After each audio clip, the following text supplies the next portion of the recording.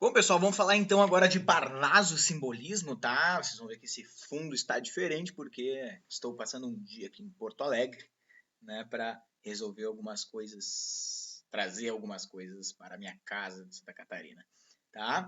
Então, vamos falar de Parnaso Simbolismo, tá, gente? Dois movimentos estéticos que vão surgir ali no final do século XIX, tá? Dois movimentos poéticos, e a gente vai ver as suas diferenças e as suas semelhanças, tá, pessoal? De acordo aí com o momento histórico, tá, gente? Então, vamos lá. A origem dos dois, tá, é a mesma que o realismo, tá, pessoal? Vai acontecer no Brasil, então nem se fala, né? É idêntica, assim, é bem na época da Revolução Industrial, né? Dos avanços científicos, da explosão do positivismo, do materialismo, do racionalismo, da consagração da segunda fase capitalista, no Brasil, do fim da Guerra do Paraguai, aproximação das ideias republicanas, abolicionistas, etc. Então, mais ou menos a mesma coisa. O que eu vou pedir para destacar para o parnasianismo é esse termo aqui, ó, Belle Époque, né? A Belle Époque, a bela época, né, que se vai se formar lá na Europa e depois vai ser mais ou menos importado para cá, é um período, né, de afirmação desse capitalismo, né, desses avanços tecnológicos, dessa vida próspera, dessa euforia cultural que a gente vai ver. Então a gente vai ter muita frequência, né, de óperas, teatros, as primeiras salas de cinema, que nem eu vou mostrar a foto, né, os homens iam para os café societies, os cabarés, verem danças de cancan, aquele pam pam pam pam pararam, pam parararam, né, o famoso Moulin Rouge, daqui a pouco a gente vai ver a foto, né? Na arte a gente vai ter Art Nouveau, né? O impressionismo de Monet, Manet, Renoir, o realismo, que nem a gente já falou aí, né? Do Gustave Courbet, certo? A gente vai ter os primeiros automóveis, logo na sequência, na descoberta do avião, né? A gente vai ter muita influência da moda, das magazines, das maisons, né? As mansões que vendiam, né? Vestidos franceses, fraques, espartilhos, né? Roupa da moda, né? Aqui no Brasil a gente tinha uma coluna chamada O Binóculo, que dava, né? As dicas das novas cores de gravata para você combinar. Então é um período que ele vem a calhar com bastante prosperidade cultural, né? Bastante vida intelectual e cultural bem ativa, mas muitas vezes essa vida cultural bastante relacionada a uma certa jogo de aparência, assim, preocupação excessiva com aparência, né? Muito esteticismo, né? Isso vai ser uma das grandes críticas desse momento, né? O esteticismo às vezes superando o conteúdo, né? Que nem a gente vai ver aí, certo? Então, olha só, essa aqui, gente, é uma imagem, tá? De Paris sofrendo as influências das reformas urbanas promovidas pelo Barão de Rousseau, né? Quem já passou por essa aula de história vai lembrar de alguns detalhes a mais, mas o Barão de Rousseau é contratado, né, pelo Napoleão III, se não me falha a memória, né, o prefeito de Paris, que vinha, né, passando por diversas crises sanitárias, certo? Devido à umidade da cidade, né? A falta de requinte urbanístico que gerava bastante proliferação de, enfim, bactérias, vírus, fungos, etc. Não sei qual é a cadeia animal aí da parada. Mas enfim, né? E o Barão de Guzmán vai abrir Paris, né? Vai fazer uma série de reformas, né? Pelo Rio Sena, etc. Criando ruas extremamente largas, né? Se alguém já teve a oportunidade de ir para Paris, né? Ou quem não foi, vá, né? Uma cidade, uma das mais importantes do mundo. Vocês vão ver que certas ruas, as ruas capitais, elas são muito largas, né? A Champs-Élysées, que é talvez a mais famosa, né? São ruas muito largas, né? Você consegue ver muitos metros na frente, né? Diferente de hoje chegando em Porto Alegre, né? A gente acaba vendo isso, né? A gente não consegue ter muita amplitude de visão porque as ruas são muito estreitas, muitos prédios na frente e tal. Não é uma cidade muito planejada, né? Que sofreu reformas significativas, né? De longo prazo, certo? Aqui a gente vê a Champs-Élysées, né? Que vai terminar lá no Arco do Triunfo, o famoso Arco do Triunfo, né? E vocês veem aí, né, as carroças ainda, alguns carros, pelo que eu tô vendo ali, né, aqui, bem na frente, aqui a gente tem um carro, mas o carro era uma coisa muito rara na época, né, mas ainda as carroças, né, as carruagens, eles chamavam, na real, as carroças de carro, tá, antes dos automóveis, tá, as próprias carroças muitas vezes eram chamadas de carros, inclusive, tá. Aqui a gente vê de um lado uma fotografia, né, de três mulheres indo por passeio, lá no fundo homens, né, também bem vestidos, as mulheres exibindo seus chapéus, exibindo suas roupas. E ao lado também um quadro, né, a modista de Champs-Élysées, né, caminhando tipicamente Belle Époque, né, cenas tipicamente desse período aí, tá? Aí, ó, os primeiros automóveis, né, passando pelas ruas, certo? Um quadro tipicamente Art Nouveau, né, pintando a grande aristocracia nas suas festas, com música, né, com as mulheres de um lado, os homens de um outro, né, esperando para as danças, os homens de smoking, os seus fraques, né, os chapéus geralmente eram tirados aí nesse momento, né, os chapéus eram colocados na rua e tal. E as mulheres com seus leques, né, seus vestidos longos, seus cabelos sempre presos, arrumados, certo? Aqui a gente vê o Moulin Rouge, tá, gente? Que é o grande cabaré dessa época. Ele é, se eu não me engano, ele é fundado em 1889, 88, por aí. Tá? Enfim, final do século XIX. E ele vai ser o grande cabaré, né? Que os homens vão para lá, vão ver as mulheres dançando, os cancãs. Ali ao lado vocês têm uma imagem de Toulouse-Lautrec, tá? Um pintor que eu acho muito legal. Eu tenho uma biografia dele gigantesca, nunca acabei ela, porque é muito grande mesmo, né? E ele é bárbaro, ele conviveu muito no Moulin Rouge e ele tem pinturas da Art Nouveau com essas cores mais apasteladas, né? Um tom mais ameno, uma coisa quase meio desenho assim, né? São muito bonitos e mostram muito sobre a vida da Belle Époque, né? E dos cabarés da época, assim, né? Os cabarés não eram essa. Claro que eles tinham essa conotação sexual, né? Mas as mulheres eram mais do que as prostitutas para o ato sexual, mas elas faziam também a companhia para certos bailes, eram acompanhantes, por isso que elas eram chamadas de cortesãs, né? E não só de prostitutas. E abaixo ali uma cena do Moulin Rouge atualmente, tá? Lá em Paris, ele existe até hoje. Inclusive, quando eu fui procurar a foto, até apareceu. Era tipo assim: janta no Moulin Rouge, era tipo 170 euros, 173 euros. Eu lembro que quando eu fui a Paris, a gente foi conhecer o Moulin Rouge de fora, né? Eu e duas amigas minhas, a gente não pôde entrar.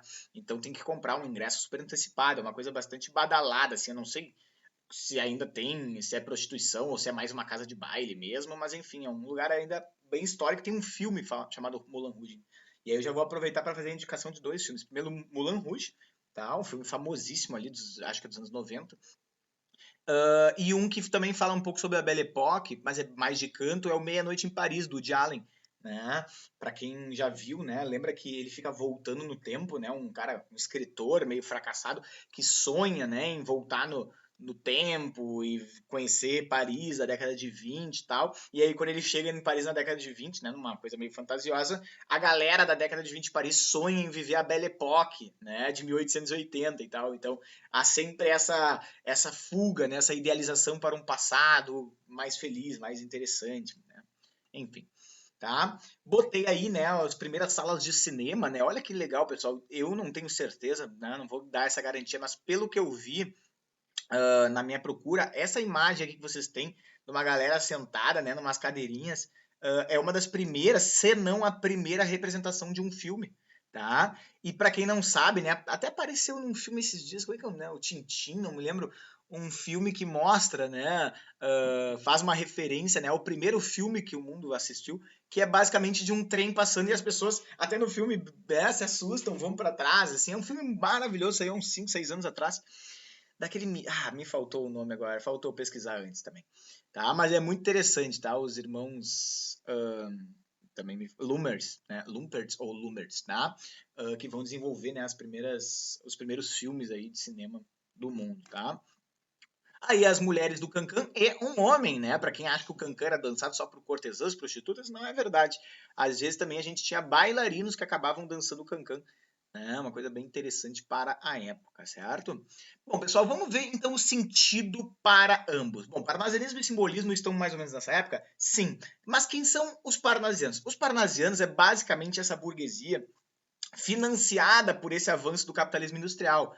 Então é uma burguesia, geralmente o pessoal em ascensão, né, o pessoal que está enriquecendo, né, com esse mundo novo, né, detém os meios de produção, etc., que está eufórico com esses novos avanços, cinema, carro, tudo, e quer viver isso loucamente, né? Enquanto os simbolistas, geralmente em termos de classe, ou é uma anti-burguesia, né? E aí a gente poderia dizer uma aristocracia decadente, justamente aquele pessoal que tinha certos privilégios, né, antes do capitalismo e agora não souberam lidar com essas mudanças e estão em decadência, tá? Ou uma pré-burguesia ainda, né? No caso do Cruz e Souza, né? Um pessoal geralmente oprimido justamente por esse capitalismo em avanço, né? Que olha para isso com um pouco de raiva, né? O Cruz e Souza, por exemplo, ele era negro e ele era muito vitimado por esse avanço tecnológico, porque era justamente esse avanço tecnológico que justificava o racismo, por exemplo. Né? Então, o Cruz e Souza, ele, por exemplo, né, depois eu posso contar isso melhor na aula do Cruz e Souza, mas ele foi assumir um cargo, né, político lá dentro da prefeitura de Desterro, a atual Florianópolis, e ele foi espancado porque ele era negro. Né? Então a gente vai ver no simbolismo geralmente os aristocratas decadentes e os pré-burgueses, quem ainda não, né, chegou ao poder, né, aos meios de produção, a parte mais rica da sociedade. Então, a ideologia parnasiana, né, por aderir a essa questão burguesa, essa questão industrial e tal, ela é uma ideologia materialista, cientificista, positivista. Essa palavra é muito forte, gente. É para marcar, assim, ó, virada do século XIX para o XX, o positivismo era a moda no Brasil. Tá? O positivismo, para vocês terem ideia, era meio anticlerical, era meio contra a religião, só que chegou a ter uma igreja positivista aqui em Porto Alegre, inclusive, tá? Porto Alegre tem uma igreja positivista, gente, ali perto do centro, ali na João Pessoa, se não me engano, tá? Então, uma coisa bem esquisitona, né, cara? Então, virou uma doutrina assim, a ser seguida, racionalismo, reducionismo, atomismo, né? Enquanto o simbolismo é o contrário. O simbolismo, o próprio nome diz, né, já traz algo mais transcendente, algo que rejeita essas soluções racionalistas, né? Busca algo mais espiritual, transcendental, acredita que nem tudo pode ser reduzido à mínima parte, mas que há sempre uma espécie de energia nova na união entre o sujeito e o seu cosmos, o sujeito e seu contexto, né? Então, vejam, acho que os dois lados tem as suas verdades, né? São formas narrativas de falar sobre as coisas. Mas são dois um pouco de exageros, né? Um extremamente cientificista e o outro anti-cientificista, né? Claro que você pode se identificar mais com um ou outro, né? Hoje em dia tá muito na moda essa coisa meio poder do aqui, do agora, da espiritualidade e tal. Então o simbolismo talvez tenha, acabe contagiando mais quem tá vendo esse vídeo, né? Eu também acredito num lado mais transcendental, um lado menos atomizado, mas vocês têm que entender que essa ideologia positivista ela foi dominante no Brasil. Não é à toa o parnasianismo foi hegemônico nas artes durante mais de 40 anos. Foi só a Semana de Arte Moderna que derrubou o parnasianismo. Não é então parnasianismo e depois simbolismo. Não, os dois estão coexistindo, só que o parnasianismo vai ser muito mais centralizado, que nem eu vou mostrar nesse slide. Tá? Então nós vamos acabar o vídeo observando esse slide. Então olha só, a gente tinha uma revolução industrial em curso, a gente tinha um boom científico mudando o panorama cultural, muito intelectualismo, muito racionalismo, muito positivismo, e de um lado o parnasianismo junto com o realismo, tá? O realismo na prosa, o realismo no romance e o parnasianismo na poesia. Essas duas correntes vão assimilar esses valores positivistas racionalistas, né? E vão acabar sendo hegemônicos na nossa cultura brasileira, dominando os grandes centros brasileiros, né? A Academia Brasileira de Letras, que vai ser fundada justamente nessa época, não vai ter um simbolista, é só Parnaso realista, certo? E de um outro lado, vocês têm um levante, um movimento decadentista, um movimento que vai rejeitar esse status quo, que é justamente o simbolismo, que por rejeitar essa nova onda positivista, essa nova onda intelectualista, vai se colocar à marginalidade da nossa cultura. Né? Então, enquanto o parnasianismo, o realismo vai acontecer em Rio de Janeiro, né, que era o berço, né, da alta cultura, capital do Brasil, etc., né? Vai fundar a Academia Brasileira de Letras, vai ter as principais revistas decretando as novas ordens, as novas ondas, as novas regras, né? As novas modas da arte.